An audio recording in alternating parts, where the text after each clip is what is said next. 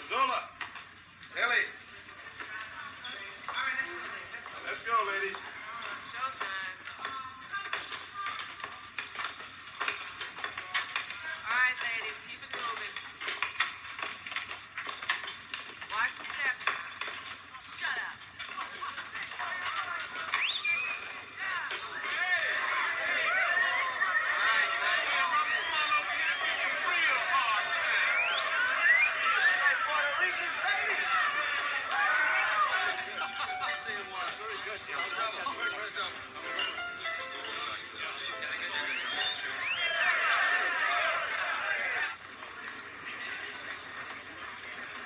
Quiet, please. $500 for 30 days, 3 weeks to pay. October 14th. Calendar 21. People versus Roosevelt Davis. Docket number 8483, September 19th. Defendant is charged with attempted grand larceny. Does the defendant waive the reading of the rights and charges? Your Honor. For the people, Saul Krieglitz. For the defendant, Aaron Levinsky. All right, what are you going to give me of him? I give him a misdemeanor. He's an accomplice. What about disorderly conduct? Come on, Aaron. He shows it prior. Yeah, he shows it prior, but he hasn't done any hard time. Come on, give him a break. What are you supposed to do? Give him a medal for that? How much you talking about? Talking 100. 50. 75, best I can do. Coming through here. Excuse me. Coming through.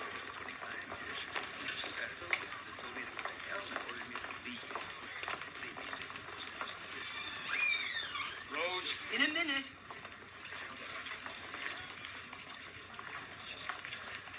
Mr. Gonzalez, your lawyer has just entered a plea of guilty on your behalf. You understand that by pleading guilty, you're waiving your right to trial by jury? Is that what you wish to do? Understand what I've said so far? Sit down, Rose. Is that what you wish to do? Now, by this plea of guilty, you're giving up certain important rights that I wish to make you aware of. terrible. Remember, Clarence said this would be the worst of it. Understand that by pleading guilty, you are waiving your right to confront and cross-examine any witnesses against you. You are also giving up your right to remain silent. Be calm, Rose. Everything's under control. We'll be out of here in no time. Now, sir, did you take property from premises at 540 East 8th Street without permission of authority? And are you pleading guilty because you are in fact... You see who's here? At $250 an hour? Clarence fucking Middleton. Now, last I heard it was $350. Who's the client? Say it aloud. Guilty. Anybody make any threats or promises in order to induce you to plead guilty? Saul, you have the Kirk order. I'll be taking that one. Mr. Gonzalez, this is your third appearance before this court in the past year. The sentence of this court is 6 months. Understand what I've said so far?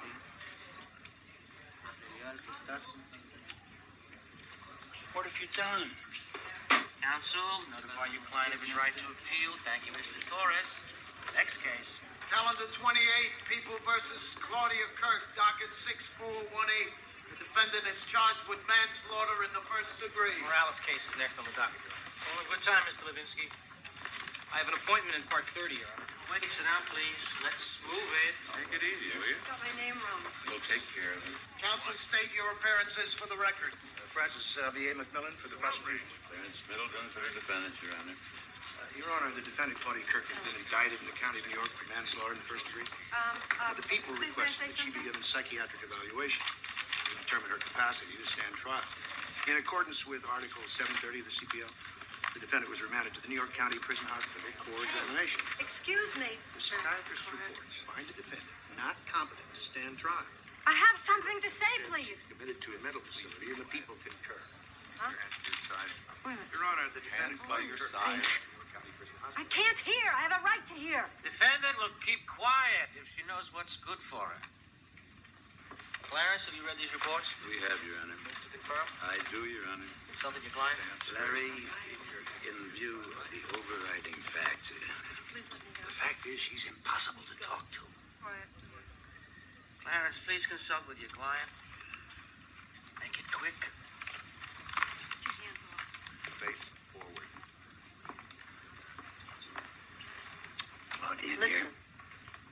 have my name right. I don't want to be known as Kirk. Do you understand? My name is Draper, Claudia Draper. Draper. Yes, we'll get that changed. Good. Now, look, Claudia, I am trying to help you. We all are. What's going on here? We're trying to do what we feel is best for you. Who's we? We offered you criminally negligent homicide, and you didn't want to. Hey. Who are you? What? Who are you? Clarence Middleton. Don't you remember me? Who do you work for, Clarence? I'm your lawyer, Claudia. Good. We're on the right track. We have to claim that you're incompetent to stand trial. Do you understand? No! I didn't give you permission to do that. I'm not incompetent. Of course you're not, dear. I'm innocent. I know you are, but that's not the issue. What do you mean it's not the issue? The doctors agree, and your mother and father agree it's best if you're in the hospital rather than in the I don't give a prison. shit what they say. Claudia, your mother and father love you. It's all been arranged. You goddamn son of a bitch! Stop her! Get her off me! I'm not incompetent. You are. Him again! Quiet! Lock me up. Officer, get in. Let me through this. Calm That's down. my daughter. Calm down. Don't Calm down. Sir, restrain yourself. Why are you trying to put me away? Take it. I need me, damn it. Why are you trying to lock me up? Hey, you're out of trouble. Watch it. He's down and nothing wrong with me. There's nothing wrong with me. No! You put me down. I need a lawyer. Quiet in the court. Everybody, please settle down here. Order in the court. Order in the court. It's over, folks. Let's sit down. God, Clarence, are you all right? I'm bleeding. My glasses. Can we go on? No, we can't go on. I've been attacked in a courtroom, for Christ's sake. I hereby request permission to be released from this case. Can you just move to confirm? No, sir. Get some legal aid. I've got to get to the doctor. Are you all right? You have a legal aid member? Where's Fulbright? Where's Morella? Do we have anybody in the appointments list? Levinsky! Where are you going? To get Morella, I have an appearance in Part 30. Let me get Morella. He happens to be on catch. But I caught you. Your Honor, I respectfully submit that my caseload is such... Mr. Levinsky, perhaps your caseload is too heavy to accept any appointments in this court? For the record, Mr. Middleton withdraws. Mr. Levinsky is appointed counsel for the defense. 7:30, Aaron. We have 2 psychiatric reports. All it takes from you is a motion to confirm. I haven't seen the reports. See them. Let's move it. Let's get this one out of here. What's the original charge? Manslaughter. Original charge is not the issue. Psychiatrist report says he's unfit to stand trial. Let's have your motion. Didn't you say you were in a hurry, Mr. Levinsky? I am in a hurry. Then let's have your motion. I don't have all day.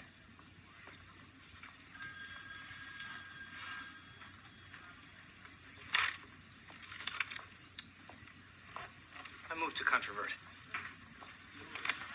For the record, the defense moves to challenge. You wanted a motion. That's my motion.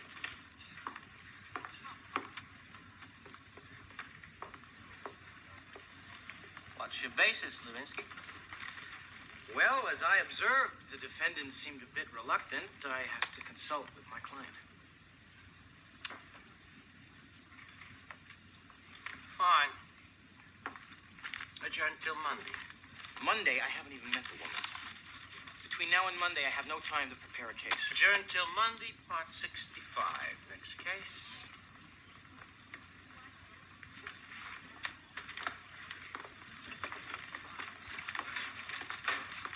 Calendar 29, People versus Calvin Johnson. Docket 6914, robbery in the first degree. Aaron, are you out of your mind? I don't have to take that shit from him. Of course you do. He's the judge. Look, do yourself a favor. Go back in and settle up. See that girl work over Middleton? Yeah, I wish you would have nailed McMillan, too. Pardon me, Mr. Levinsky. I'd like to talk to you. I'm Arthur Kirk. I'm the girl's father. Oh, yeah, I'd like to talk to you, too. All right. See you later. Yeah. My wife, Rose. Sir, how do you do? How do you do? I'm so shaky. I can't believe what went on in there. Sit down. Yeah, thank you. Tell me, why did you stop the motion? Well, I'm not familiar with the case yet. Well, the case is about a very disturbed girl. You can see that. She needs to be hospitalized. Well, I haven't read the reports, and I have to confer with the defendant. Can you confer? She's sick. I know how painful this is for you. Damn right it's painful. But what about her pain? Arthur. You see, we're talking about my child. She needs to be in a hospital and not some kind of a prison cell. And let me tell you, she is in no condition to stand trial. Darling, he didn't say he wouldn't do it. Of course. You didn't say that, did you? Please forgive me. Well, I guess I'm not handling this too well. Oh, that's perfectly understandable, sir. Will you be seeing her soon? I'll have to, yes. Will you tell her that I love her? Of course. Please. I want to give you my card. If you need anything at all, just call my office. Thank you. Mrs. Kirk?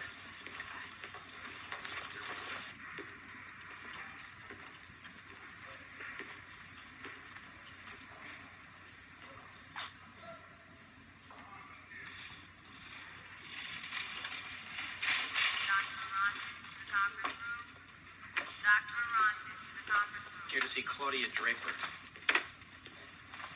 Levinsky, legal aid. May I inspect your bag, sir? Mm-hmm.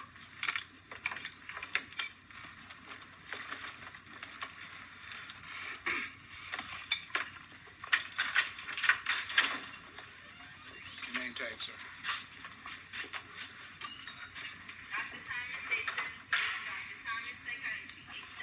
Come with me, sir.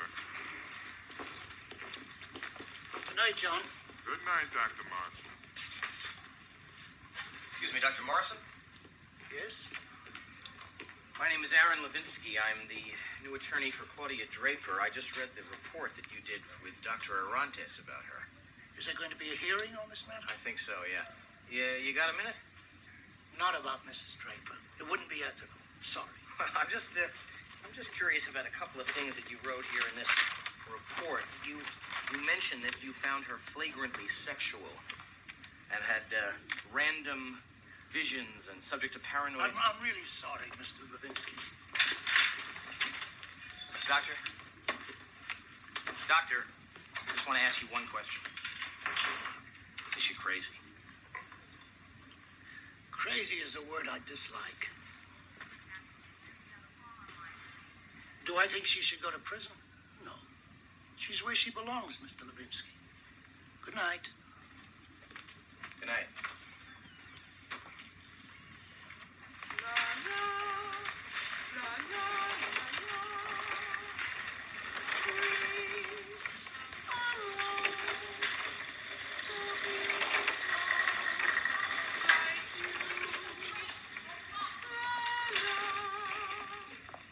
A bird, a yellow bird, flying high again. Shut up, Barry.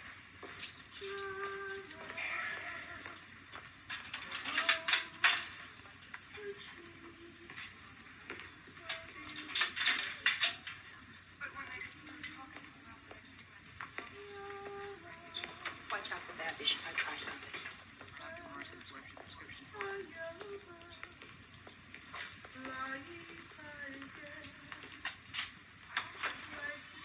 You can wait in here, sir.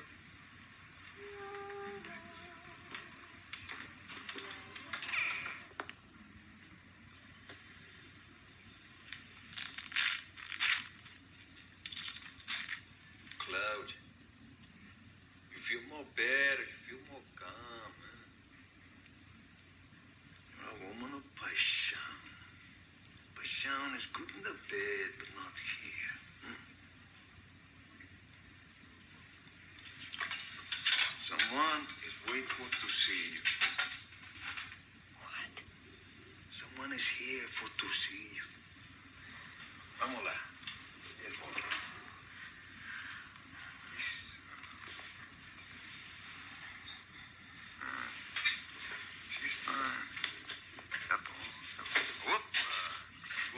Dr. Arantes?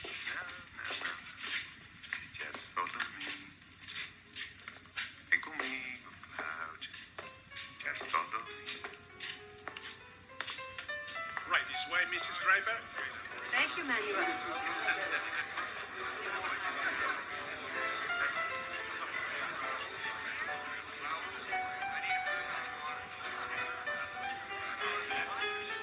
You must be Claudia. And I hope you're Mr. Green from Chicago. Just call me Alan. Sit down. Thank you. Champagne? Yes, please.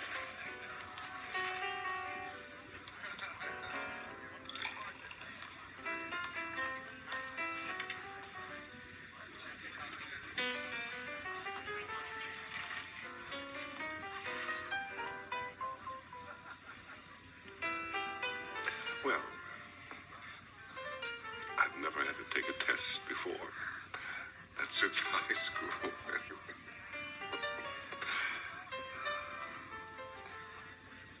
Do you have certain questions that you ask? Things like that? I just go by the seat of my pants. Well, how am I doing? I'm about to slide off my chair.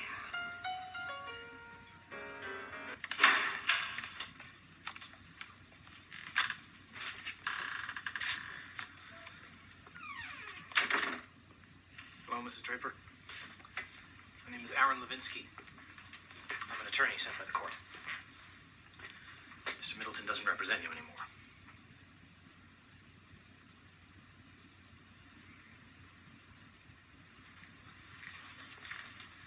Would you like to discuss your case?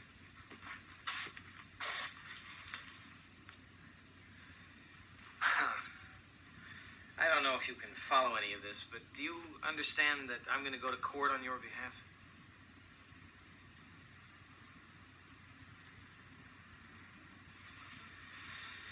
And tonight I got to go home to Brooklyn on the subway, and that scares the shit out of me. I'm real tired.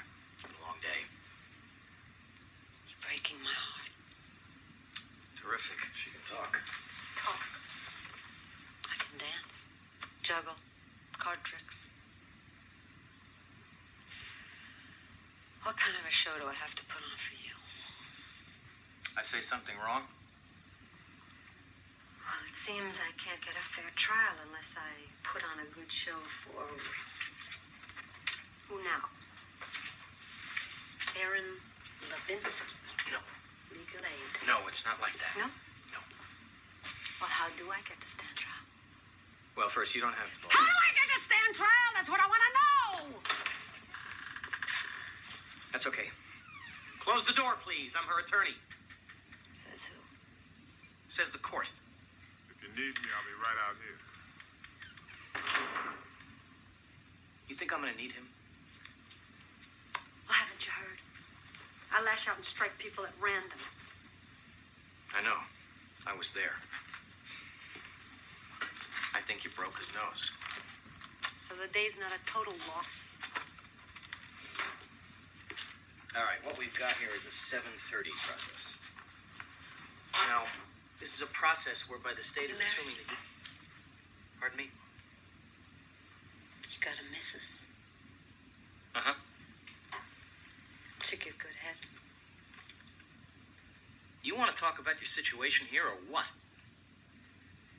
You've been indicted for manslaughter first degree. I know all that. Tell me why you're here. The truth? No, the bullshit, Levinsky. I love listening to bullshit. Especially when I'm drowning in it. I know why you're here. You're here to see if I'm crazy, right? Nope. No. No, you're here to see just how crazy I am. Well, 2 psychiatrists already say that you are incompetent. Morrison and Arantes? Frickin' frack? Arantes can barely speak English, and Morrison? He's a very weird guy. You know, I flashed, and he didn't even look. How about you, Levinsky? You weird, too? I must be okay. I'm looking. Your mother said to tell you that she loves you. Fuck my mother. Why didn't you tell me you were working for them in the first I'm not working place? for them. Just Why hold didn't your you horses. tell me that? Hold it. Listen, lady. God I damn came it. here to do my job in good faith. You talked to my mother? Will you listen to me? You know, you got a choice. What did she tell you? You can either cooperate with me, and maybe it goes your way, or you can yell at me, and I'll sign that motion to commit, and that'll be that. You creep lawyers, you're all alike. As long as you get your fee, you don't give a shit who goes where for how Hey, long. lady, I am not taking And any now money this from one you. comes in here and tells me if I don't kiss ass, he's gonna walk out on me. Well, what? Be held in contempt of court? No, thank you. It doesn't work that way. I'm stuck with you. Oh, man, oh, man. Oh, boy. All right, the first thing is we got to get a shrink in here to take a look at you, and then you... No more shrinks. I'm giving you some very good legal advice here. Thank you very much. You know what I said about lawyers? Goes double for shrinks.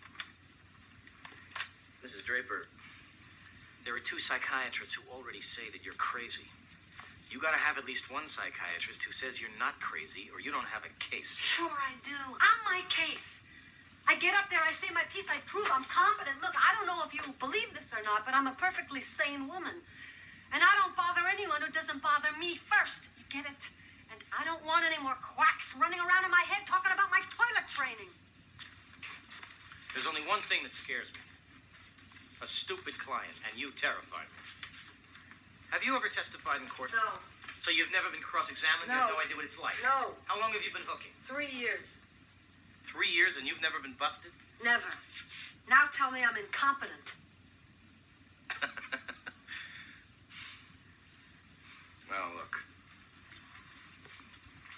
Mrs. Draper, it just doesn't look good for you to beat the shit out of one of the top attorneys in the city. Well, it might not have looked good, but it sure felt good. What was I supposed to do? Sit there like a good little girl and listen to my own lawyer say I wasn't competent to stand trial? Are you? Well, how competent do you have to be, for Christ's sake? Good point. Let's say for the moment that you are not entirely incompetent. Yeah, let's say that. And let's say for the moment that the doctors here are all wrong. Yeah, let's say that too. Then why is all this happening to you?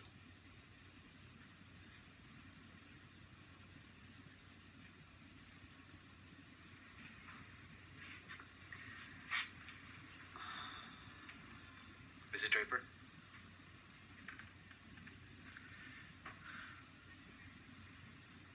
Do you want me to represent you in this competency hearing?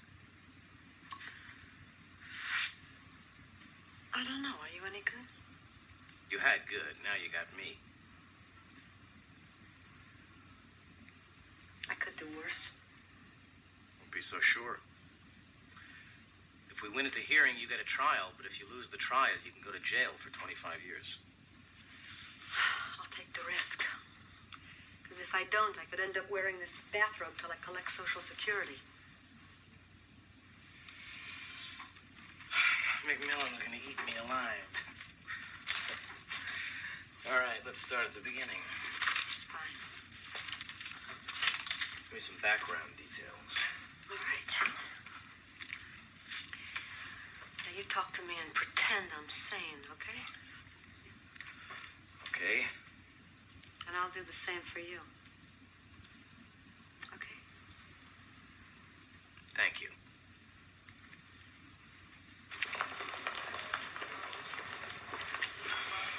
Frank? McMillan, Oh, yeah, Aaron, what's up? the Claudia Draper thing. I'm gonna go ahead with it. Oh, good, good. No. I'm gonna defend the girl at a competency hearing. The judge set it up for Monday. Well, if you want to do a thing like that, she'd be better off in a hospital than she would be in prison. Don't mess this up. She wants to stand trial on the manslaughter charge. I think she's up to it. Oh, you do? Yeah, I do. Now, I'm gonna need a couple of things from you. Police reports and a court order to enter the apartment. Well, I think you're making a big mistake, Aaron. That girl is sick. I got an Aunt Long Island, crazy as she is. She's president of the PTA. Arthur Kirk is very well connected. He doesn't want his daughter going through a long, lurid trial. We're doing her a favor. The accused wants her day in court.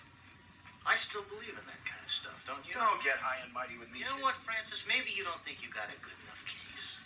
Maybe you're just trying to avoid a trial. I don't have a very good case, brother. The accused damn near cut off John's head. What are you going to do? Put her back in the street, see who she kills next? You're gonna have your secretary pull those reports. She has more important things to do. Really? And I'm gonna have to pay for you to death, Francis. You're gonna have to hire another secretary just to keep up with the work. All right, kid. But you're going up against me on this one.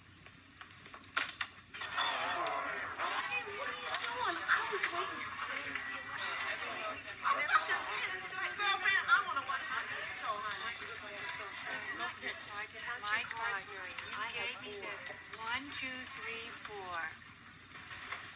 Hey. I told you not to do that. These aren't the same cards. Shh, I don't want to see your cards. I'm Suzanne. How many, Suzanne? 3. No, 5. No. Wait, stand pat, Suzanne. Stand pat? Yeah, see, because you got a good hand, so you stay. Hey, yeah, that's unfair. No, look, oh, Suzanne, you were gonna win. Look, you got a full house. You got 3 jacks and 2 kings. Claudia?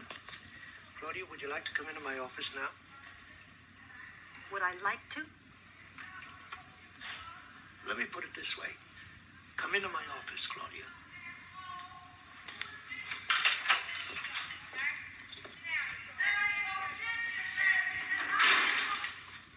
I see you're still taking notes. I have a feeling I'll need them. Need them for what, Claudia? Oh, some guys are trying to put me away. When you say some guys, who do you mean exactly? Do you mean men in general, or do you have some specific men in mind? Claudia, What do you want? I want to talk to you. Well, I don't want to talk to you. Last time I talked to you, you and Pancho Villa asked me a bunch of stupid questions and called me incompetent. It would be better if you could trust me. Yeah? Why? Because you have so many degrees on your wall? Do you think I'm one of the guys trying to put you away? They don't pay you to turn me loose, do they? What do you guys do? Work on commission? Would you like a cup of coffee? Oh, not unless there's Thorazine in it. Sorry, only milk and sugar. Pass. I heard you had quite a violent episode in court yesterday. Where does it say I have to be nice to get a fair trial? You couldn't seem to control your anger? No, I couldn't. And based on the circumstances, how did you expect me to act? Dead? You're getting angry again. I got a lot to be angry about. We all have these feelings, Claudia, but we learn to control them. Well, don't you ever lose control, Herbie? Don't you ever let yourself go? You're a very frightened girl. And under stress, you can become dangerous to yourself and to others. Bullshit. That's what I plan to say in court on Monday. You need treatment in order to be able to control yourself. Oh, I'm in control. Because right now, I'd like to wring your fucking neck. But I'm not going to. Good. That's a step in the right direction. I'd like to help you put your life back in order. But Herbie, there is no order in life. Now, maybe you need order. Maybe that's why you're here. Behind bars. Makes you feel safe, doesn't it? Do you think this is productive? I know you. You see, I know you better than you know me. You know why? Because I've seen you with your pants down. You drop your pants and talk about your troubles. How you couldn't make it on Park Avenue. Not even Columbus. So you're stuck in the crummiest joint in town. Right, Herbie?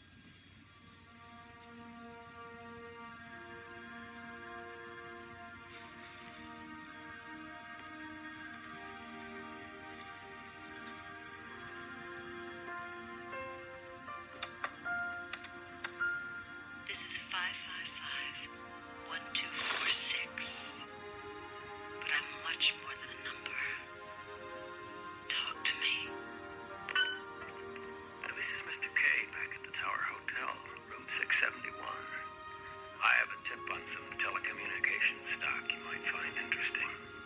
Come on over and we'll talk.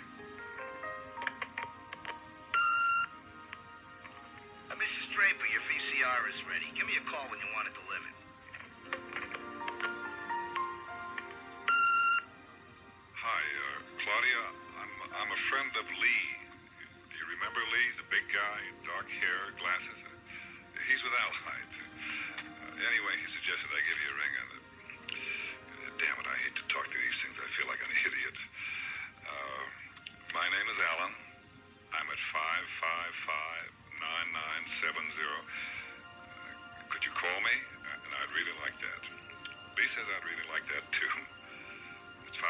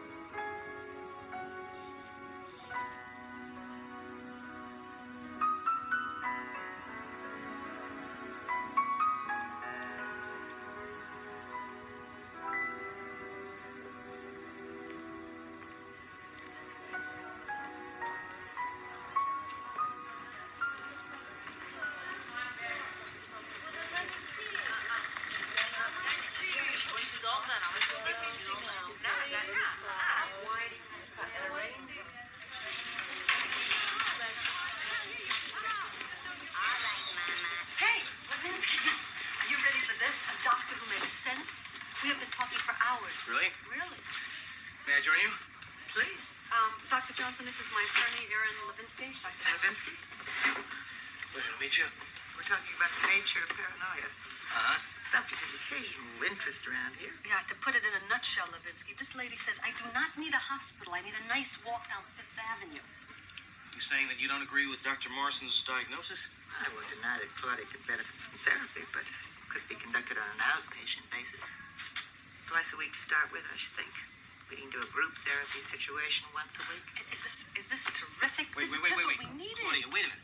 Are you saying that you would be willing to have a doctor testify on your behalf? Well, this doctor, yes. Doctor, are you prepared to testify at Claudia's hearing on Monday morning? Monday? Monday. What's today? Friday. Friday. Oh, my. Friday. My. A weekend? Monday, you say? Monday. Check my calendar. Oh, Monday's the day.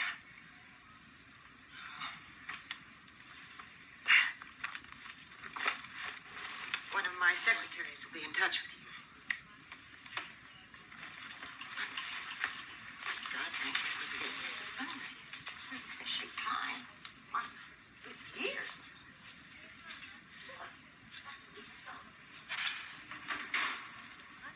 Cheer up, Levinsky.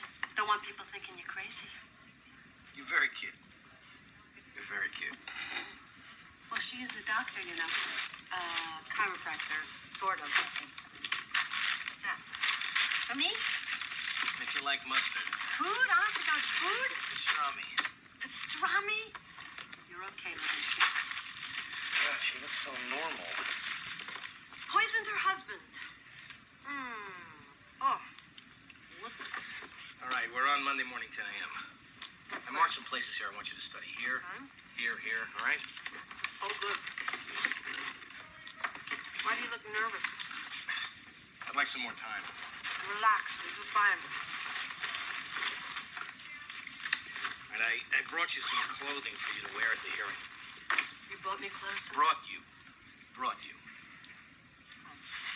From where? From your apartment. Who said you could go to my apartment?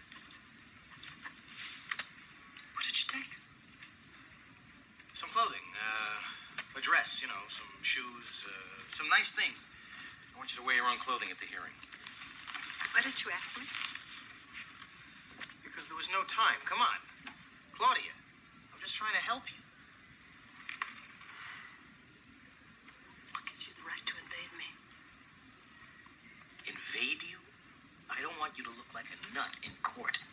When was the last time you went through your wife's dresser?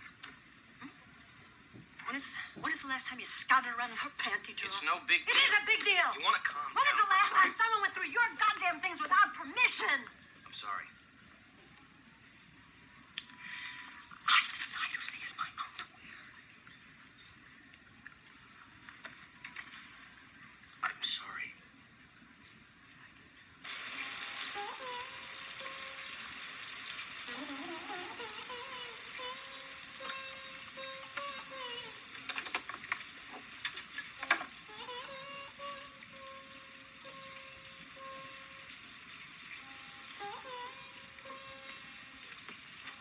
I think you better get dressed And I'd love to see you in the...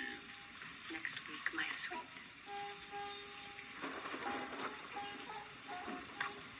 I don't want to go home tonight. You should have told me earlier.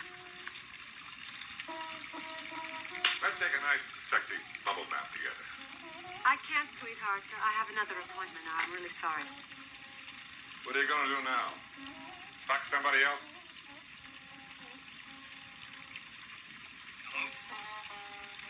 Hi. Claudia, you okay? No, I'm coming. Where's the bubble bath? You got some bath salts, that kind of thing? Yeah, that sounds great.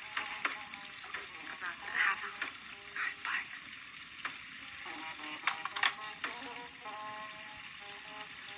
Alan, come on, turn off the water, please. Be a good boy. Don't give me that poor talk. Look, we had a lot of fun. Time's up. The party's over. I'll tell you when the party is over. I like to bathe girls. I'm not a girl anymore.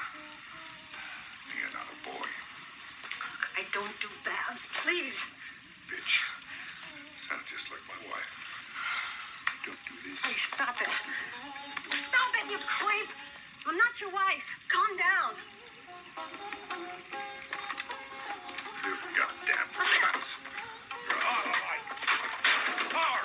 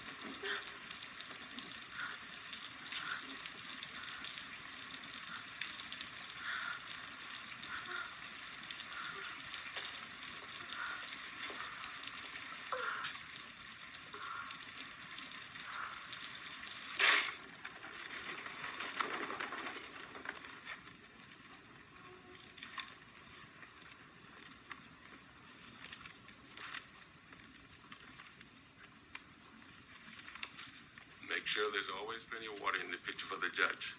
The defendant must be well guarded at all times.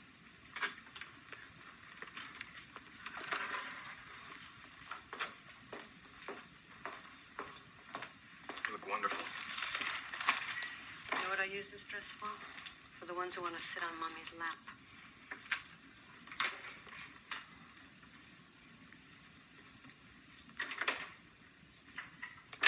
All rise, please. Good morning, Harry. Good morning, sir. His Honor Stanley Murdoch, the Justice of the Court. Will counsel please state your appearances for the record? Francis Xavier McMillan for the prosecution. Does the missus pick out your ties? Aaron Levinsky for the defense. This hearing is set to controvert the findings of psychiatric examinations in the matter of the people of the state of New York versus Claudia Faith Draper. Is the defendant ready, Mr. Levinsky, Your Honor. Yes, Your Honor, let the record show that counsel for the defense has recommended independent psychiatric examination and testimony, and the defendant has refused such a recommendation. Covering your ass, huh? You bet. So noted. I'll make a note of that, too. Defense is ready, Your Honor? The prosecution is ready, Your Honor. Proceed, Mr. McMillan. Your Honor, two psychiatrists have found the defendant incompetent to stand trial. Only one of them is present to testify, but since their findings were the same, I would like a stipulation for the absent witness. Objection. I think both psychiatrists should be here. Overruled. I would like to call Dr. Herbert Morrison.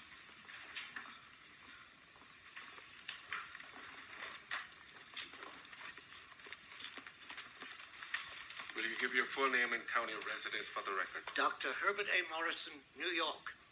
Do you solemnly swear the testimony you shall give in this special proceeding shall be the truth, the whole truth, and nothing but the truth? I do. Mr. McMillan. How long have you been a psychiatrist, Doctor? I've been a licensed psychiatrist for 30 years. Where do you practice? I am currently Ward Unit Chief of New York County Prison Hospital. When did you examine the defendant, Claudia Draper? 8 days ago, when she was transferred from the Women's House of Detention. What did your examination consist of? Examination consisted of questions and answers in the usual psychiatric flow in order to determine the patient's mental condition. How would you define the mental condition of the defendant? Initially, she was withdrawn, silent, almost catatonic, completely uncooperative. When she finally did speak, she was abusive, hostile, deeply distrustful, with a tendency towards inappropriate humor. You just didn't like my jokes, Herbie. Miss Draper, you're to remain quiet. She was convinced of a conspiracy and therefore unable to comprehend that I was a physician who was there to help. Well, based on your examination, do you believe that the defendant can consult rationally with her counsel and assist in her defense? No, I don't believe so. Doctor, does this mean she can't understand the charge? Well, in this patient's case, she's so convinced that the district attorney and her parents and even I are conspiring to put her away. I don't see how she could distinguish between a criminal charge and persecution. Oh, I can tell the difference. This is persecution. Mr. Levinsky? I'm sorry, Your Honor. Won't happen again. Continue. Do you believe that the defendant is dangerous to herself and others? Yes, I do. Define dangerous. That's for cross-examination. Ask him to define dangerous. When a patient is paranoid, and I found this patient to be paranoid. Ask him to define paranoid, then. You want to keep your mouth And has this patient's history, then I consider such a person dangerous. Define dangerous. Mr. Levinsky, if these proceedings are too much of a burden for the defendant, I would be happy to entertain a request for an adjournment. It won't be necessary, Your Honor. I'm sorry. We allow a good deal of leeway in these circumstances, Mr. Levinsky. We're not nearly as formal here as in other courts, but I would remind you that the rules of contempt apply. Young lady,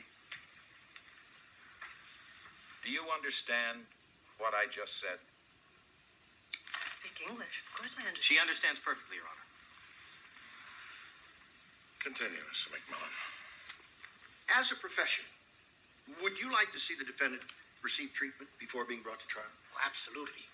If she had appendicitis or pneumonia, no court in the land would expect her to go to trial. They'd postpone until she recovered. Do you have an opinion, with a reasonable degree of medical certainty, that the defendant, Claudia Draper, as the result of a mental disease or defect, lacks the capacity to understand the charges against her or to assist in her own defense? In my professional opinion at present, the patient does not have the capacity to understand the charges against her, nor can she assist in her own defense. Thank you, Doctor. No further questions, Your Honor? Mr. Levinsky? Yes, Your Honor, if you don't mind, I'm going to be going rather slowly. I mind, Mr. Levinsky. This is a hearing, not a trial. Yes, sir. Dr. Morrison, you described the defendant as abusive and hostile and deeply distrustful. The tendency towards inappropriate Thank humor. you, thank you. Doctor, did you describe the defendant as abusive and hostile? Yes, I did. Abusive and hostile. To whom, Doctor? To the world in general. Yes, well, the world in general wasn't in the room with her. You were. And after I, Dr. Arantes. The man couldn't speak English. Mr. Levinsky, control your client. Wait a minute. I'm telling you, the man couldn't speak I've asked English. no questions and you've interrupted twice. Shut the fuck up. I never understood a word Arantes You don't said. understand a word I say. Young lady, you've been warned.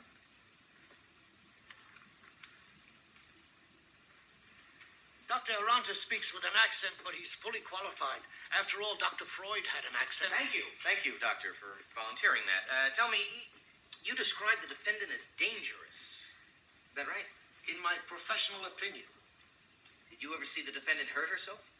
Or anybody else? No, not personally. Ever hear her threaten to hurt herself? Or anybody else?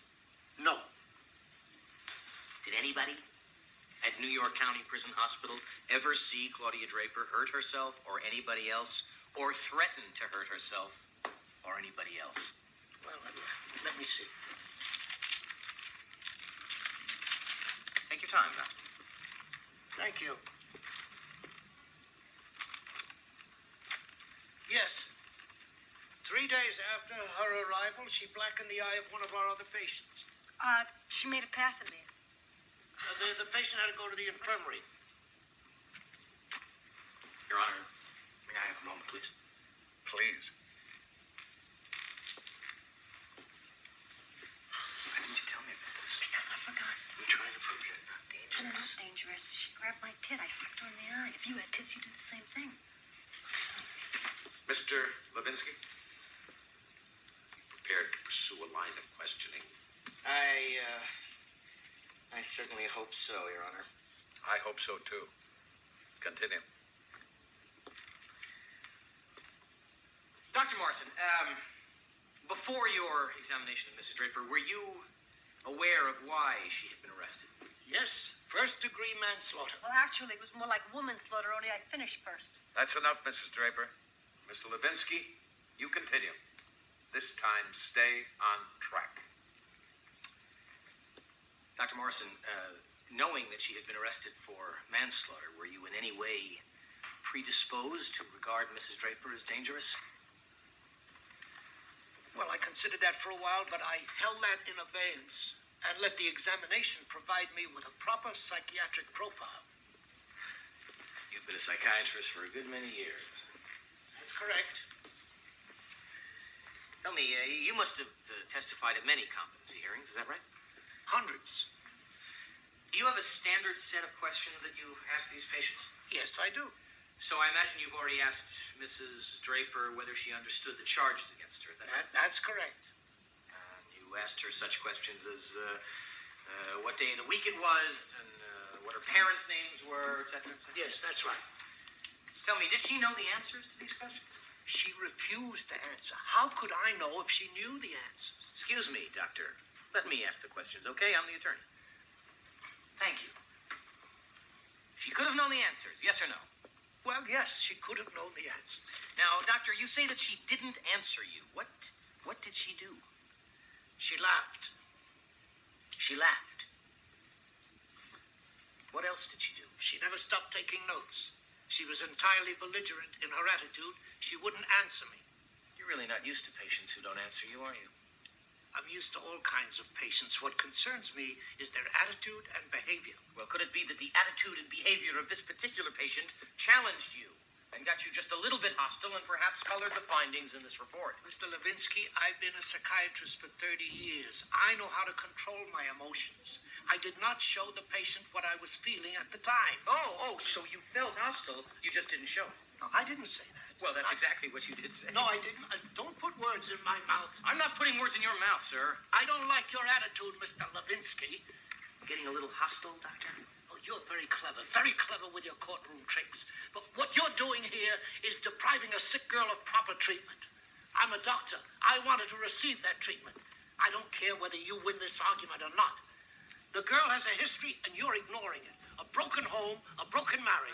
Sounds like half of us. Disillusion. That's the other half. Your Honor, could we eliminate Mr. Levinsky's commentary and let the doctor speak? I agree. Go on, Doctor. We're not talking about a defendant here. We're talking about a very troubled girl. She's not a girl from the streets. She's a bright, upper-class girl who couldn't cope, broke down. She's a girl with a history. Broke down. She became a prostitute, and in a homicidal rage killed one of her classmates. Your Honor, I object. There's been no charge of prostitution in this case, and any charge of homicide is yet to Breakdown. be tried. What we're talking about is breakdown. And when there's a breakdown, gonna it's allow our this? job. It's my job. Excuse to me, put Your Honor, pieces the witness back is now together. making a That speech, can't be and I done don't think in it's a the proper courtroom forum. or a prison. It has to be done in a hospital.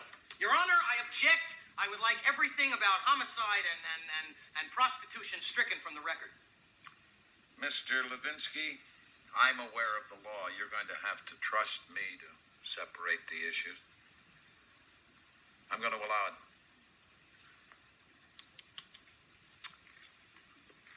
I have no more questions.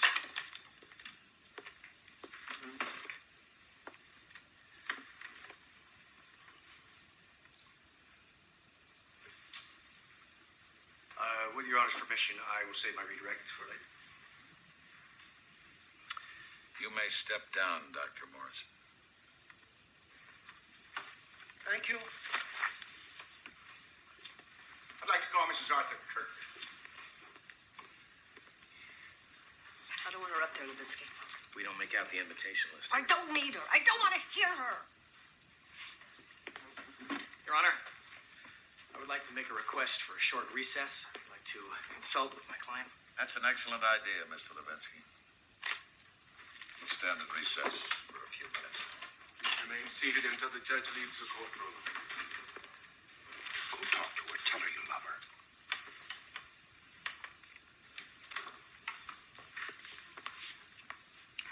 Come with me.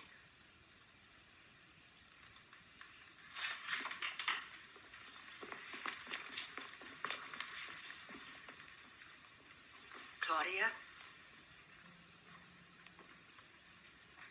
Hello, darling. How are you? You look thin.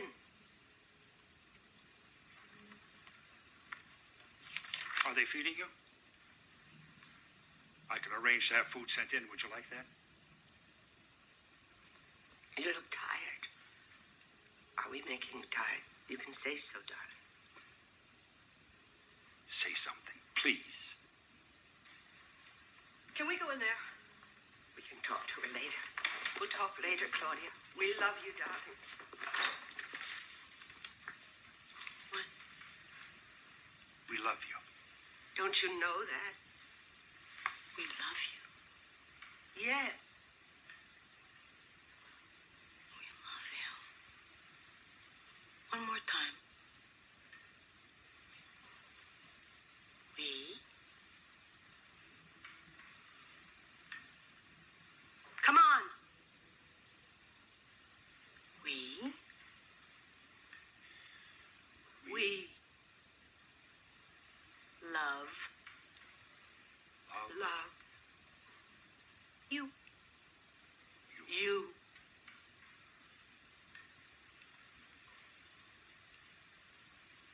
Outstanding.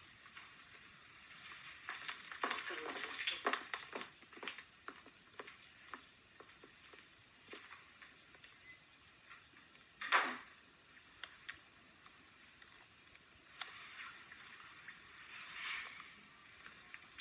You know, my wife and I don't want to hear about your wife.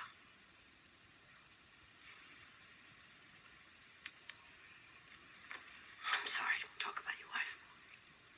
I was thinking about how people withhold in a family.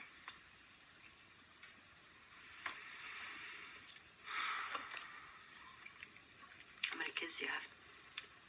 3. 2 boys and a girl. You're gonna get divorced? We talk about it sometimes. When we go to the movies. Why didn't you want her to testify? I just don't want her to testify. Why? You wouldn't let me get an independent shrink. Officer? Harry? You take me to my seat now. No come, Claudia.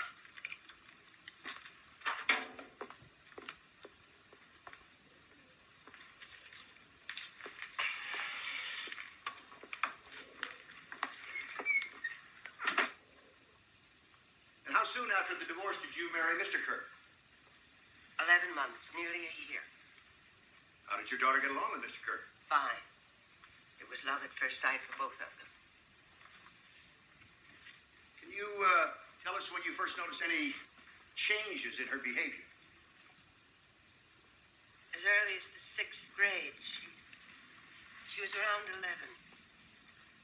She'd always been very active in school and sports and clubs and that sort of thing. She was always a very happy child.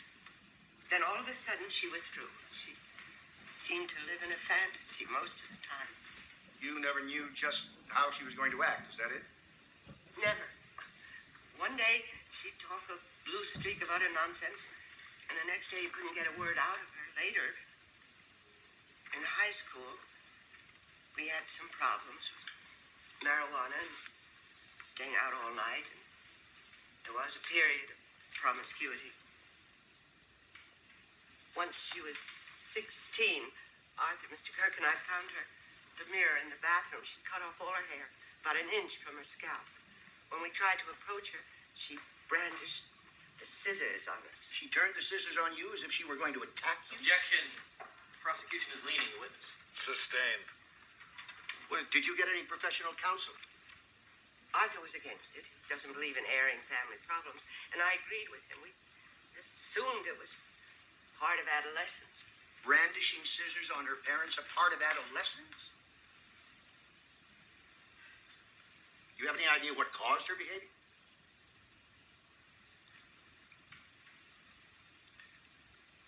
I don't know. I don't know. I know that I made mistakes. Every mother makes mistakes, and I'm sure that I made them sometimes. But not enough times for her to carry on the way she did. Not enough times for her to drink and lie and cut school and not talk to me and not kiss me, not touch me. Not enough times for that. I don't know. I don't know. When she was a little girl, she loved me so much. She used to say, "I love you," to the moon and down again. And around the world and back again. And I would answer, "I love you," to the sun and down again. And around the stars and back again.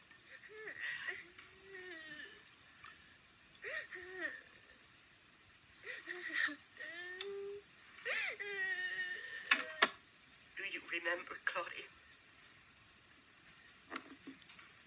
Just answer the questions, Mama. Did she get in touch with you when her marriage failed? I found out from a friend, so I called. And I said, "Is it true?" And she said, "Yes, it's true." There was a big silence, so I said, "Come home, stay with us till you feel better." "No." She said, "No, just no." I was frightened for her.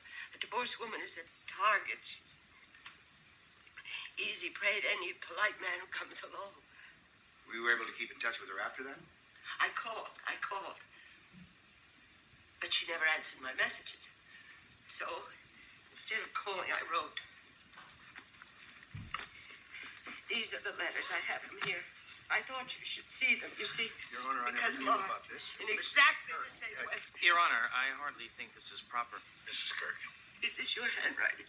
Answer me! Is this your handwriting? Mrs. Kirk, please. I have 31 letters in my hand, and every one is marked. Return suspender! Sorry, Your Honor.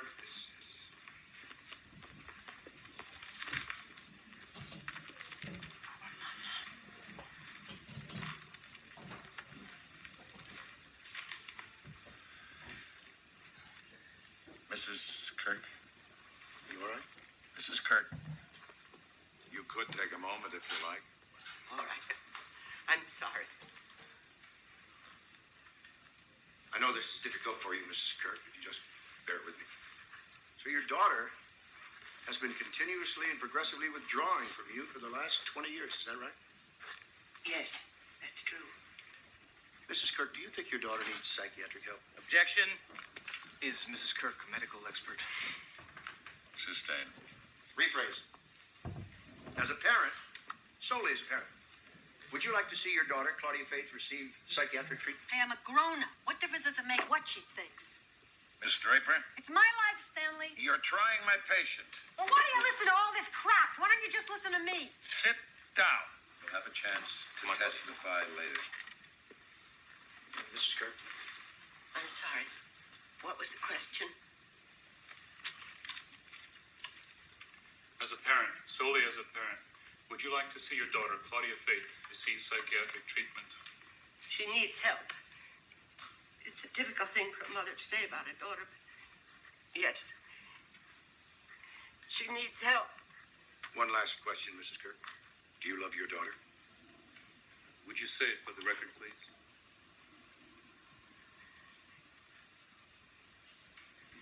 Yes. I love my daughter. Thank you, Mrs. Kirk. I have no further questions, Your Honor. All true. Close enough. Let her go. Mr. Levinsky, do you have any questions? Let her go, Levinsky. Mrs. Kirk, would you like to take a minute? No, thank you. Mrs. Kirk, you stated that you and the defendant's father...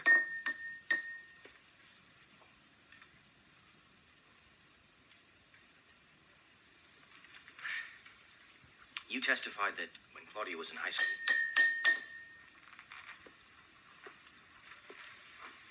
What? You have to let me discredit the witness.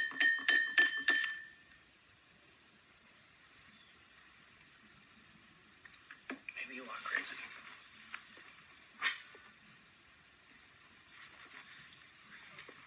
I have no more questions, Your Honor. Mrs. Kirk, you may step down. I would like to call Mr. Arthur Kirk.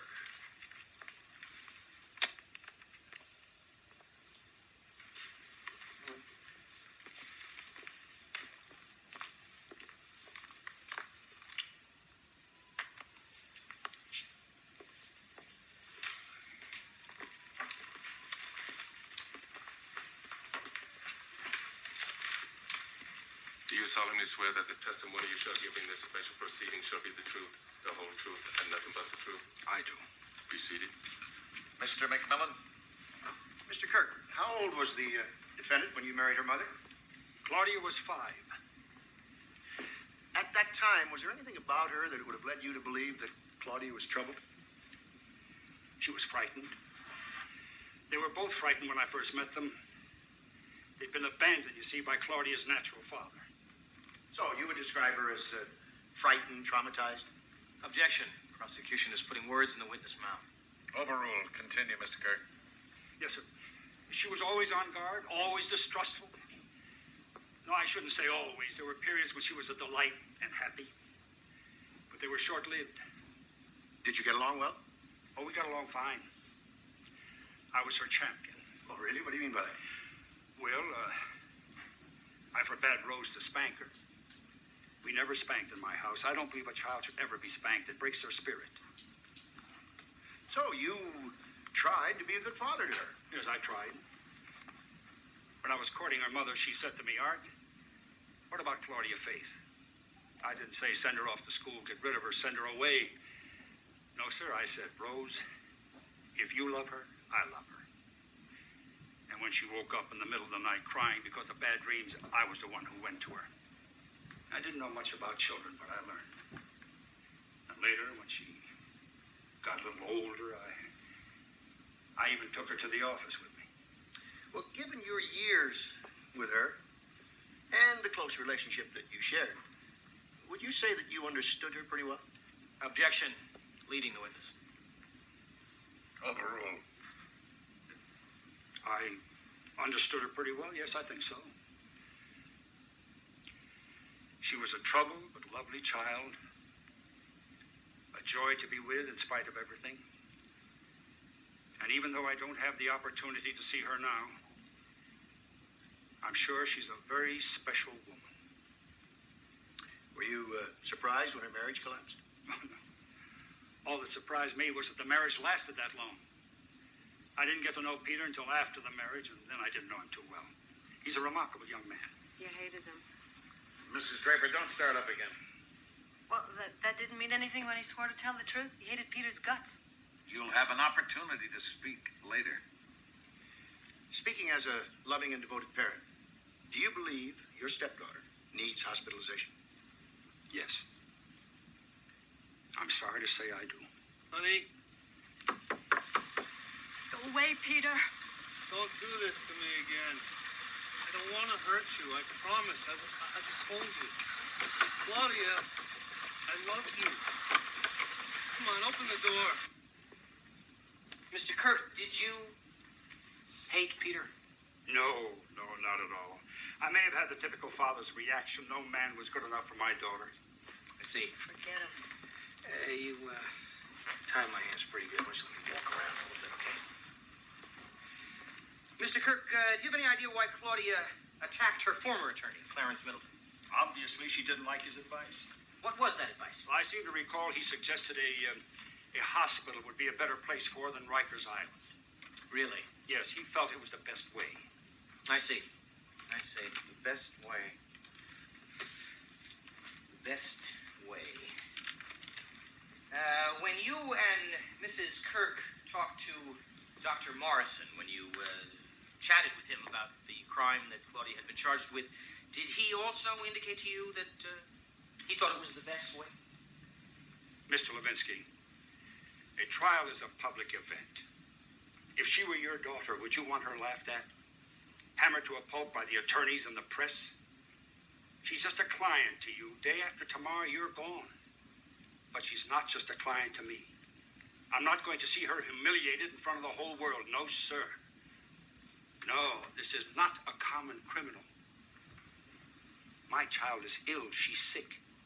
And I will do everything I possibly can to see that she gets better. And that doesn't mean letting her sit here in a public courtroom and be destroyed.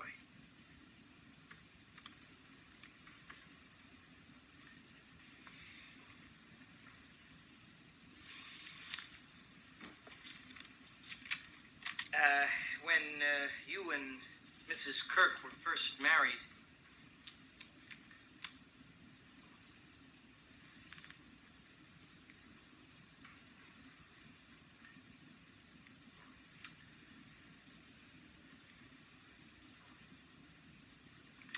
Strike that, please. You're just wasting your time.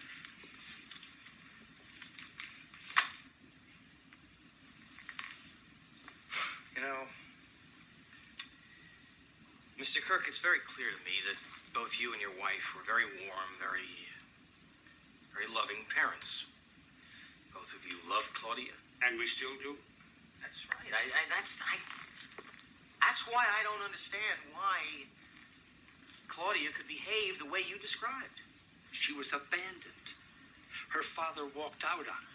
She was frightened, unprotected. But you replaced him with something far more substantial, isn't that correct? Right. With love and affection and security. Well, if that's the case, then it just doesn't make sense. No, it certainly does not.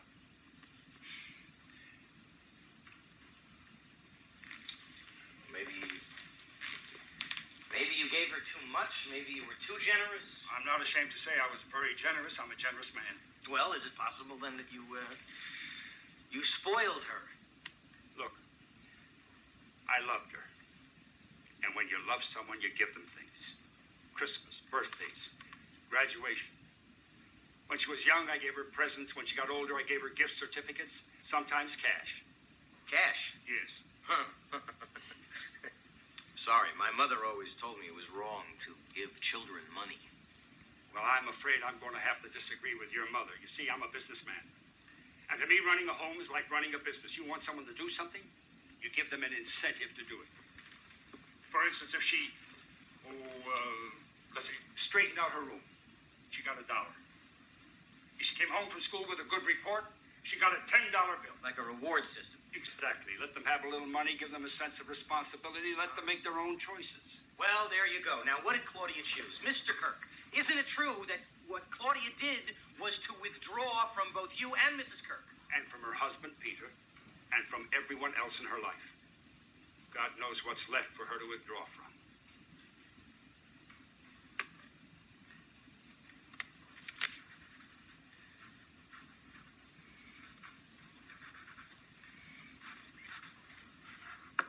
Speak no evil, huh? Speak no evil. People in your life have no mouths. What can't they talk about? Come on, Claudia, help me out. Stop it! Mr. Levinsky? Mr. Levinsky. Have you finished with the witness? Not quite yet, Your Honor. You can bang that goddamn glass all you want to, Claudia. I'm questioning this witness. Whew, boy. Boy, you must be a saint, Mr. Kirk. You really must be a saint. Only a saint could love a frustrating woman like this. Could you really love a woman like this? I've always loved her. How? How could you do that? This is a woman even a father could hate. This is a woman you want to beat with a belt. Is this your idea of humor, Your Mr. Honor, this line of questioning is irrelevant. I'm going to allow it. Did you ever lose your temper with her? As a parent with a child over the years from time to time, yes, I lost my temper. And I've even spanked her. Oh, you did spank her. Well, I seem to recall you telling Mr. McMillan that you never spanked her. Well, once or twice. If you can call a smack on the fanny a spank, then I spanked her. And I probably did a lot of other stupid things, but I was always there for her. I helped her with her homework. I dressed her, bathed her. I was the one who gave her breakfast before she went to school. She never drove you crazy. Come on, Mr. Kirk. I know you're the perfect father, but didn't you ever lose control? Will you stop that? Didn't you ever want to beat her? I would never do anything to hurt Claudia. How would you know, Mama? Mrs. Kirk, sit down, please. Rose, sit down, darling, please.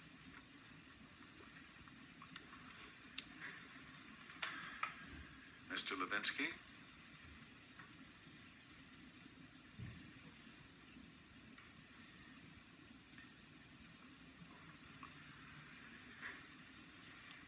Mr. Levinsky? Mr. Levinsky? Excuse me. Excuse me, Your Honor. Proceed. Mr. Kirk,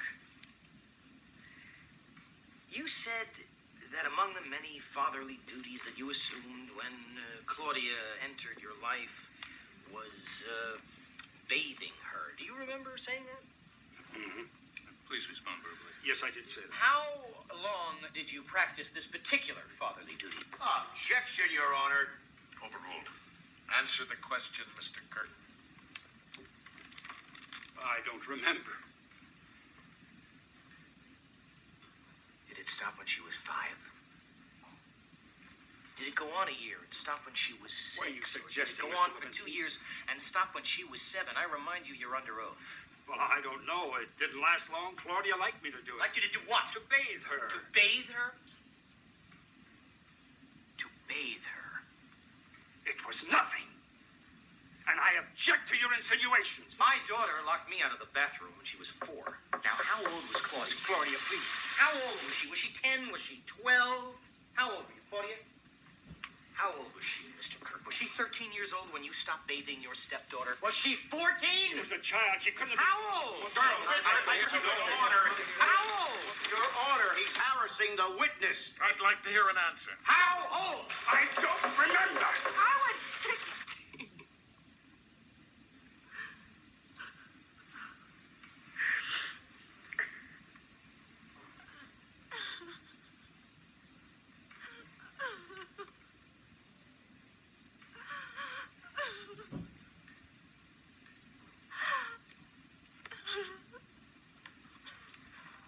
What else occurred in that bathroom? Between you and your stepdaughter, Mr. Kirk? What occurred in her bedroom? Stop it! Stop it! Stop it! Rose, Stop it's not true, Rose. You know it's not true. Did you make your stepdaughter your lover? I told you it was nothing. How old was she, Mr. Kirk? Mr. Levinsky. When did it begin? Why, you little bastard. Look what you've done. Mr. Kirk, sit down. Question. Didn't you make your stepdaughter your lover? That's enough, Mr. Levinsky. Claudia, please tell him it's a mistake. Tell him I didn't do anything wrong. Mr. Kirk, calm yourself. Claudia, believe me, it's not true. Sit, Mr. Kirk, sit down. Now, sit Claudia! down. Get it. No, Daddy. Now, Claudia, please. You Mr. stop Kirk. that! Tell him it's not true. Mr. Kirk, control yourself. For your mother's sake, take it back, please. Mr. Kirk, you're out of order. Don't let him touch me. Look, don't you see she's not in her right mind? That's enough. I love you, baby. Tell Daddy what you want. Tell me, I'll get it for you, please. I'm pleading with you, baby. Daddy loves you. Please, don't let him touch I me. love you. Don't let him hurt me anymore. Don't let him hurt me anymore.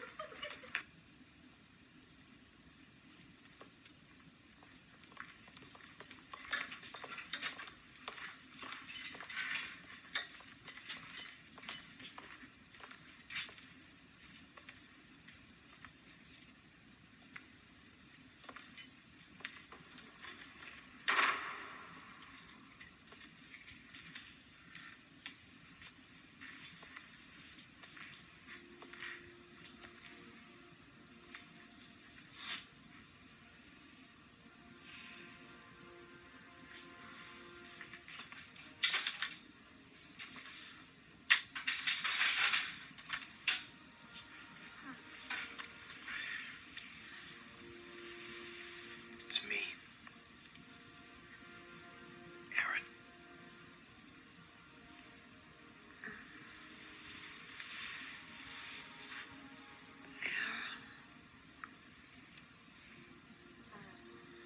I'm sorry. I got so wrapped up in being a goddamn lawyer.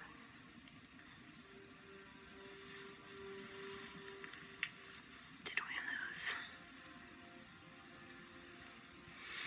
Not yet. Maybe they're right.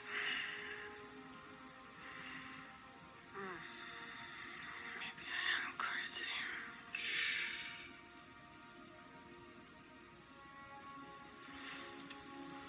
I didn't tell him to stop. I didn't tell him to stop.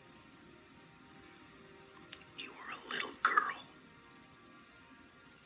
I just wanted him to love me. That's all. Claudia, that's what everybody wants. Oh, I'm afraid. I'm afraid I can't go back. I'll go crazy in there again. Oh, Don't be afraid. You're sane. You hear me?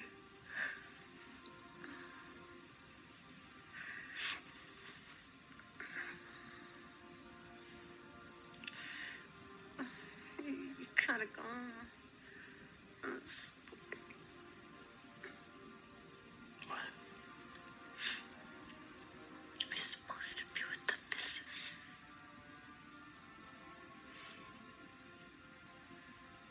No.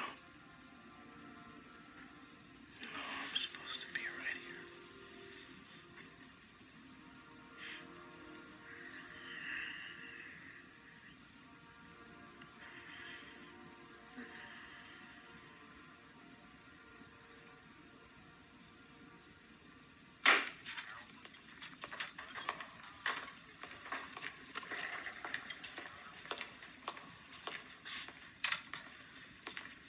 Get up. What? Get up. We have to talk. I'm eating. You finished. You got a problem, Mr. Levinsky? You drugged my client. After what you put her through today, can you imagine me not giving her some sedation? I want her lucid. I don't want her drugged. She'll be fine tomorrow. If she's a zombie tomorrow, I'm gonna sue your ass. Don't threaten me, you lawyer son of a bitch. Bon appetit.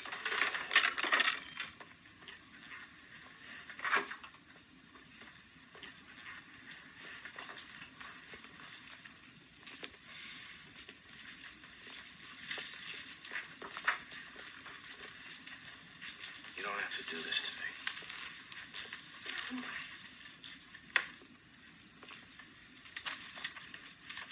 Levinsky, are you ready to proceed? Yes, I am. Call the defendant, Claudia Faith Draper. Miss Draper, you may testify from your seat there if you like, Why? but you might be more comfortable. No, I'd rather go on the stand. I have no objection to your being sworn in right there, I'm not an invalid. I'm a witness, right? Witnesses go in the box, so if you don't mind. as you like. I'm not going to hurt you, will I?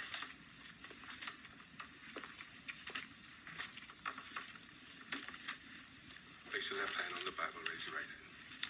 Do you solemnly swear that the testimony you shall give in this special proceeding shall be the truth, the whole truth, and nothing but the truth? I certainly do.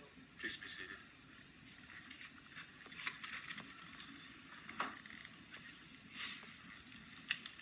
You okay? Mrs. Draper. You understand the charge made against you? The manslaughter charge. Yes. Could you define it for me? First-degree manslaughter. It's a Class B felony. Under,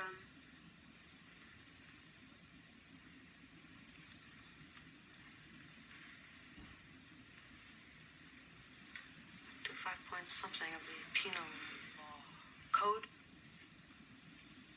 I'm sorry, I forgot the, Mrs. Draper, have you been given any medication in the last 24 hours? Any kind of tranquilizers or sedatives? Yeah, I told him I didn't need them. Objection, Your Honor. If Mr. Levinsky wants medical testimony, he can question Dr. Morrison.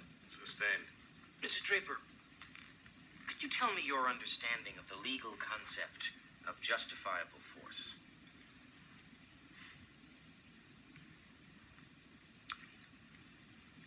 That's when someone's beating your brains out the back of your head. You're allowed to stop them any way you can.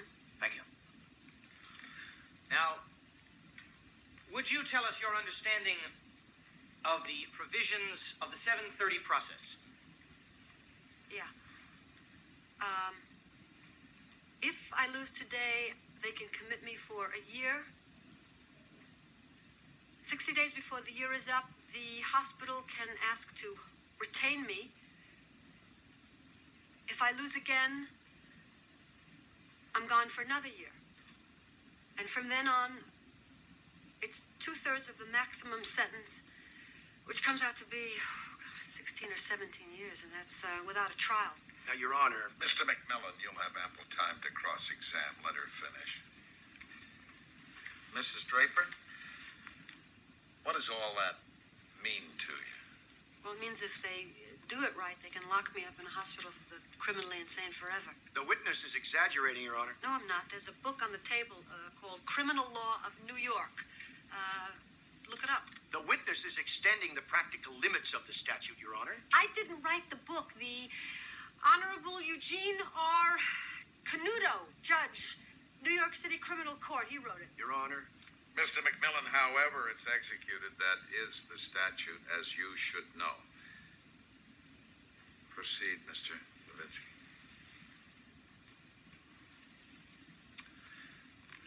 Mrs. Draper, could you tell us the names of the doctors who examined you?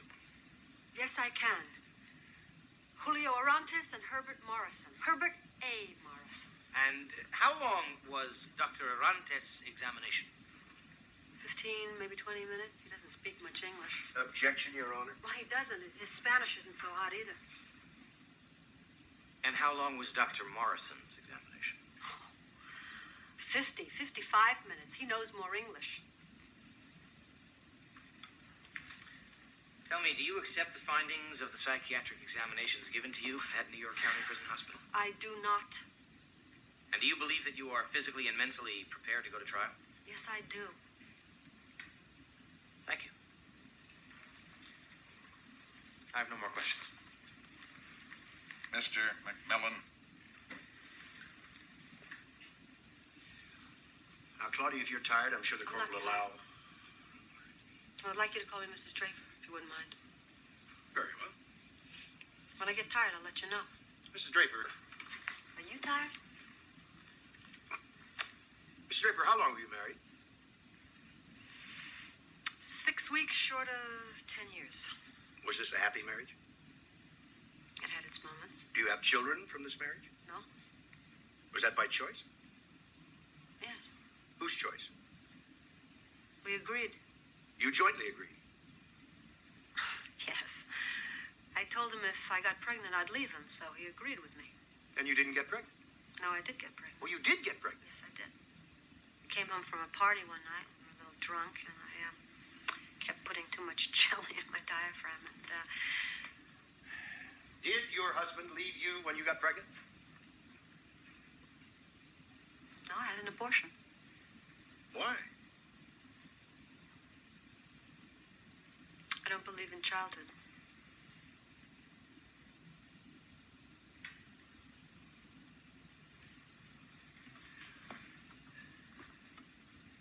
Did you love your husband?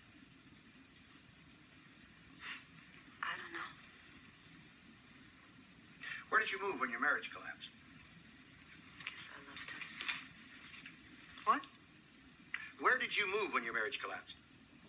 501 East 66th Street? Is that where you were living when you were arrested? Yeah. What is the rent at that address? $2,400 a month. And when you moved into that apartment, what was your income? Peter gave me $10,000 when I signed the separation agreement. Did you ask your parents for any money? No. Your Honor, could Mr. McMillan tell us why he is so fascinated with Mrs. Draper's finances? Is he planning to sell her a car? Where are you heading, Mr. McMillan? My next group of questions will show, Your Honor, if you'll indulge me. Proceed.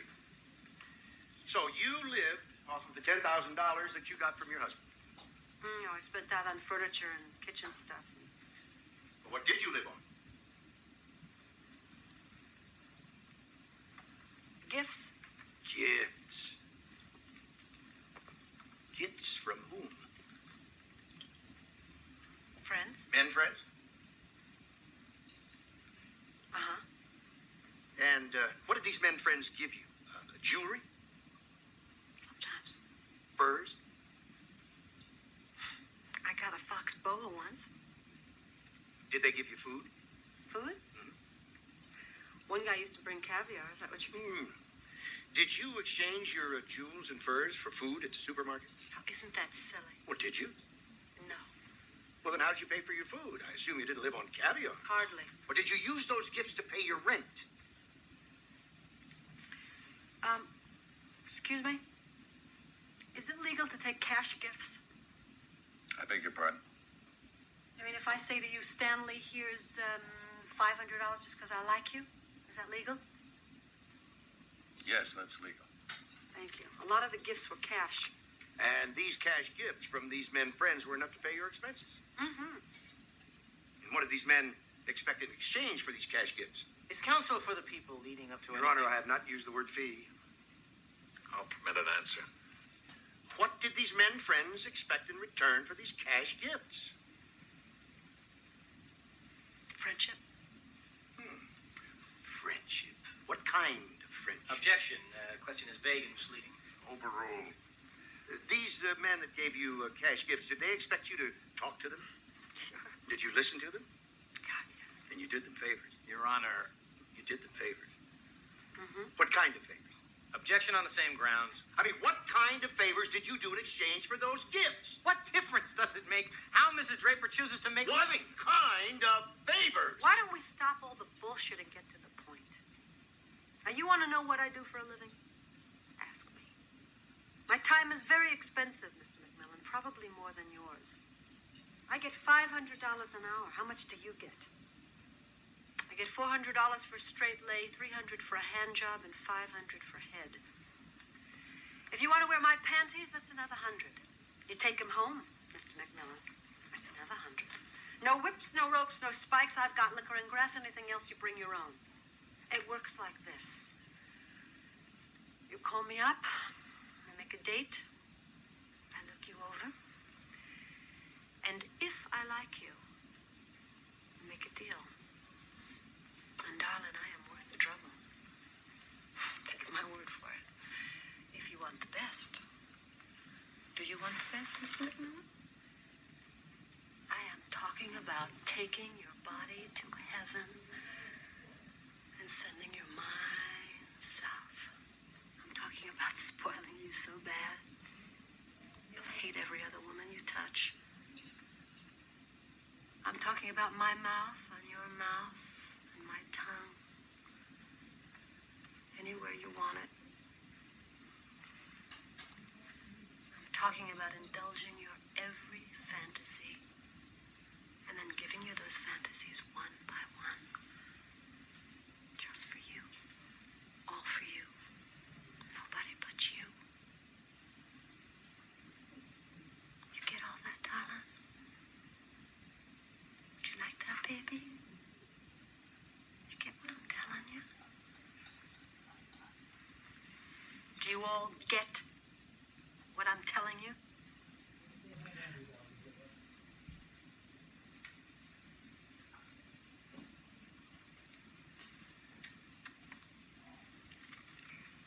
Now, can he bust me for that?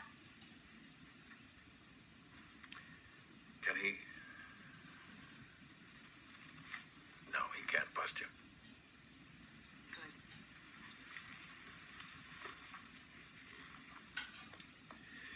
Well, that's very enlightening, Mrs. Draper. Thought you'd like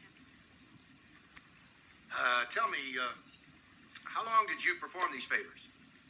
35 months, 24 days. Can you tell us why you performed these favors for men? For $100,000 a year net. Did you ever ask your parents for money? No? Why, do you believe they would have refused to give it to you?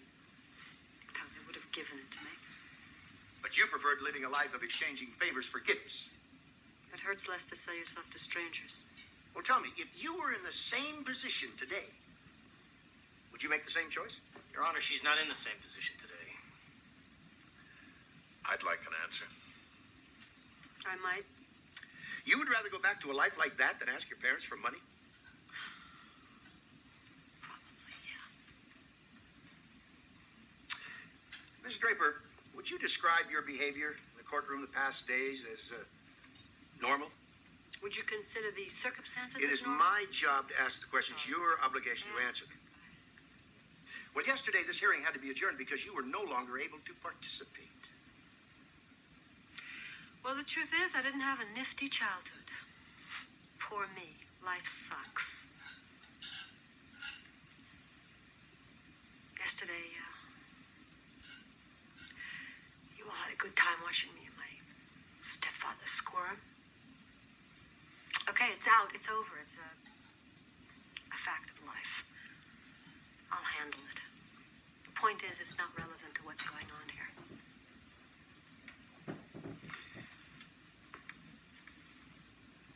You don't trust me, do you? Are you crazy? I'm sorry, that's your question, isn't it?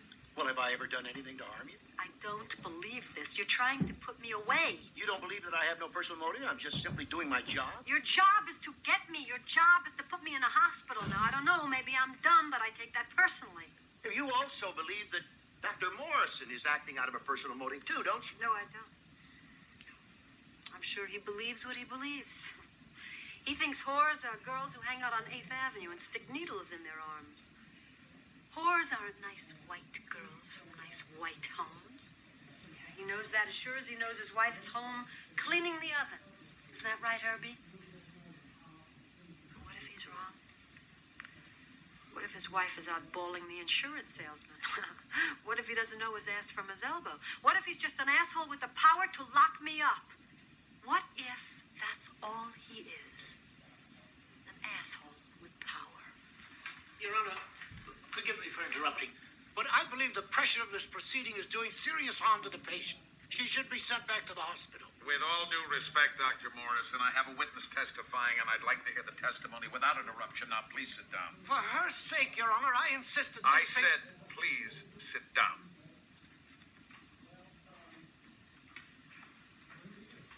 Proceed, Mr. McMillan. Do you trust His Honor, the court? More than I trust you. Do you trust your own attorney, Mr. Levinsky?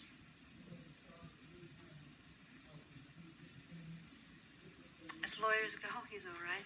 Do you trust your mother, Mrs. Kirk? My mother? Yes, do you trust your mother? No. Well, is there anyone in this courtroom you do trust?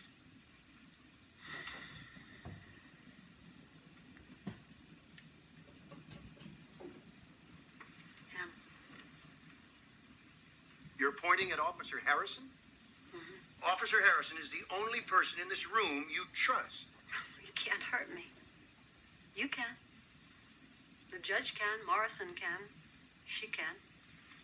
I don't trust people who can hurt me, not anymore. You believe that your mother wants to hurt you? She doesn't want to, but... You don't believe your mother wants to help you? Yeah, sure she wants to help me. You all want to help me.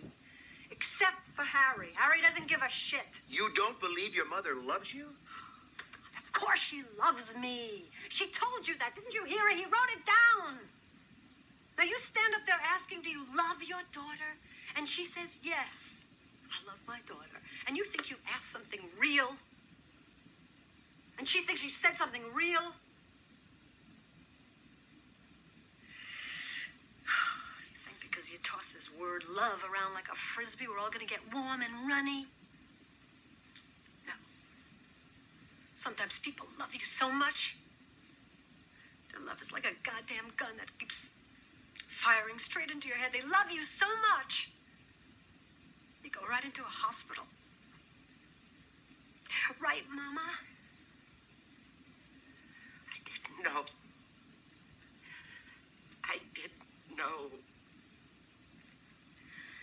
No, you didn't want to know.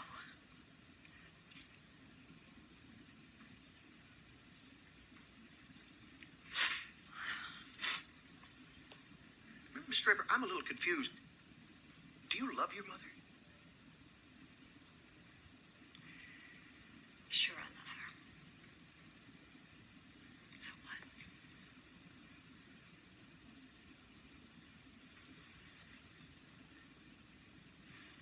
No further questions, Your Honor. Mrs. Draper.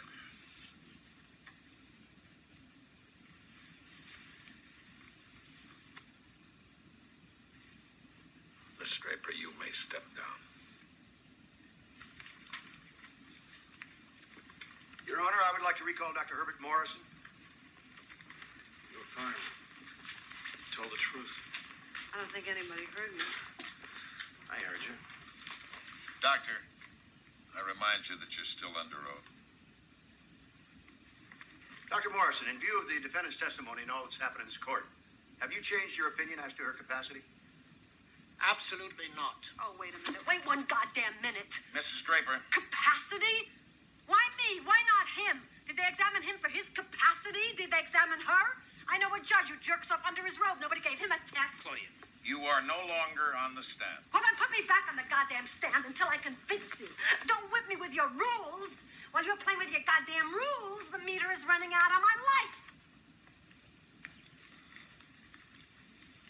Let her go.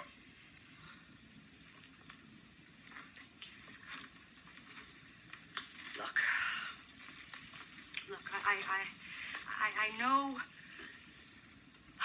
I know I'm supposed to be a good little girl for my mother and father, a obedient wife to my husband, stick out my tongue for the doctor, lower my head for the judge. I know all that.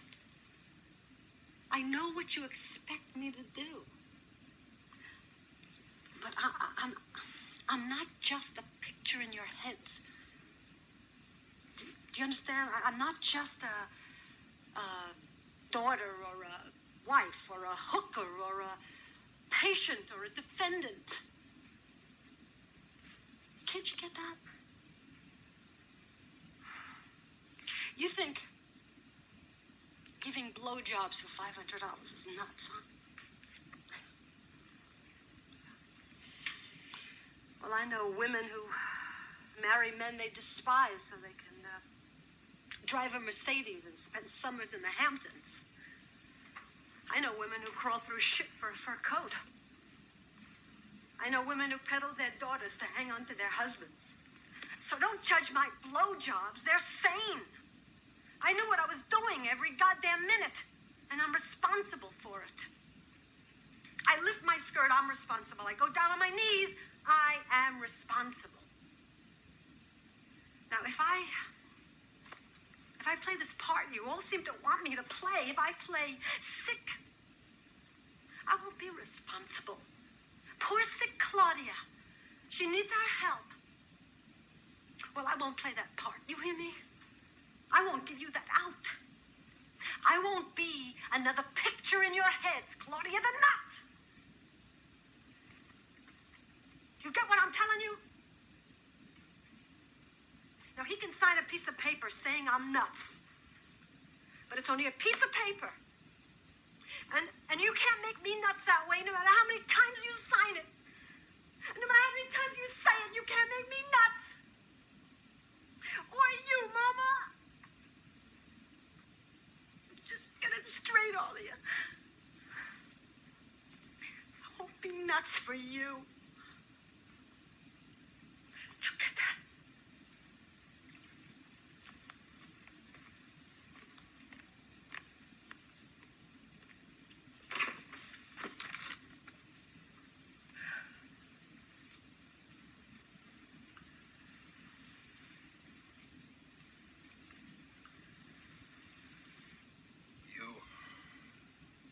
Mr. McMillan, you may proceed.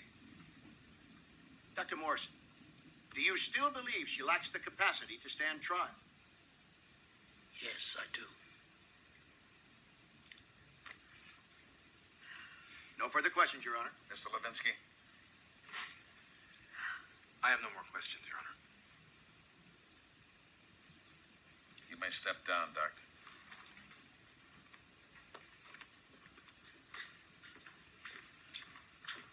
Do you rest, Mr. McMillan? The people rest. Ms. Levinsky? Thank you.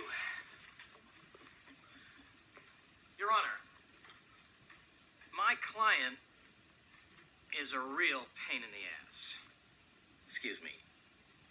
She is ill-mannered and she is irritating and she disturbs the peace.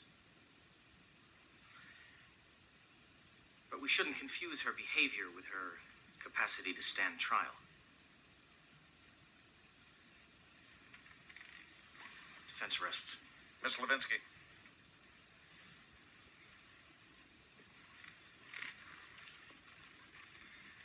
I would consider adjourning this hearing for 14 days if the defendant would consent to an independent psychiatric examination. Absolutely not. Absolutely not. It's a mistake, counsel. But if that's the way she wants it, I'm going to call a short recess, collect my thoughts. You'll have my decision in a few moments. Please be seated.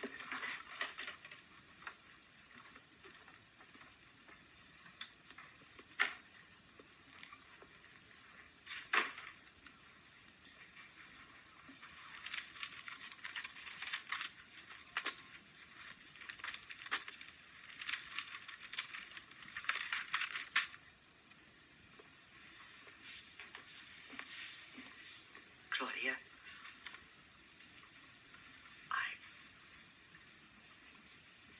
I'm sorry I yelled at you, Mama. I want you to win, sweetheart. I want you to have whatever you want for the rest of your life. Mama?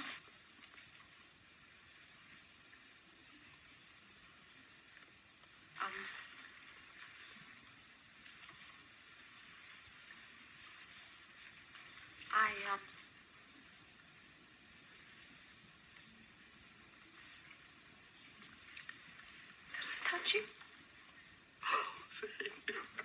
I'm so ashamed. Love you. To the moon and down again and around the world and back again.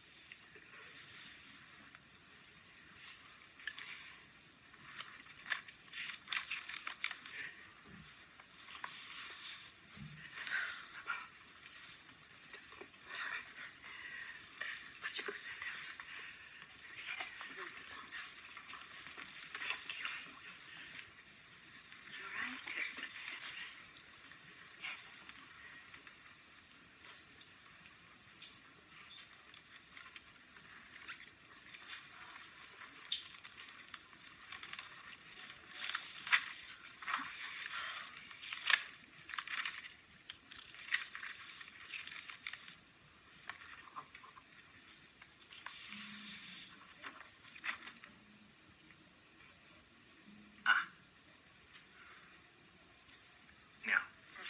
people might call this larceny. I would call it bad manners. Well, consider it your fee. Would you like me to sign it? What would you say? Something that would get you in real big trouble if the missus ever found it. The missus, yes. You're okay, Lewinsky. Even though you think I'm a real pain in the ass.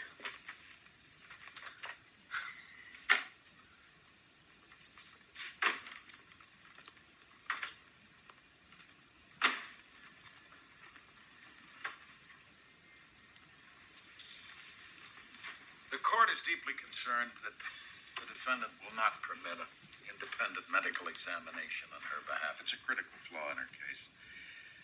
Nor has her behavior in this courtroom inspired the confidence of the bench. On the other hand, the court is not satisfied that the opinions expressed by Dr. Morrison are completely persuasive, although I do agree with him that Mrs. Draper does need some kind of help. But that's not my role here. My role is to determine whether the defendant is competent to stand trial, and that depends on two factors only. One, can she understand the charge against her? Two, can she assist in her own defense? Now, from what I have witnessed in this courtroom these past 2 days, the answer to both of those questions is yes. I therefore find the defendant competent to stand trial, release her on her own recognizance to await trial on the felony charge of manslaughter in the first degree, which trial shall take place 1 month from today. Court dismissed. But, Your Honor, the defendant has been charged with a particularly cold-blooded crime. The people request a high bail. You've heard my decision, Mr. McMillan. Court dismissed. Thank you, Stanley. Oh, God. Well, yeah. Congratulations. See you in court, Lewinsky. And you did okay by yourself today. I did, didn't I? Maybe I'll change professions. Where are you going? Ow!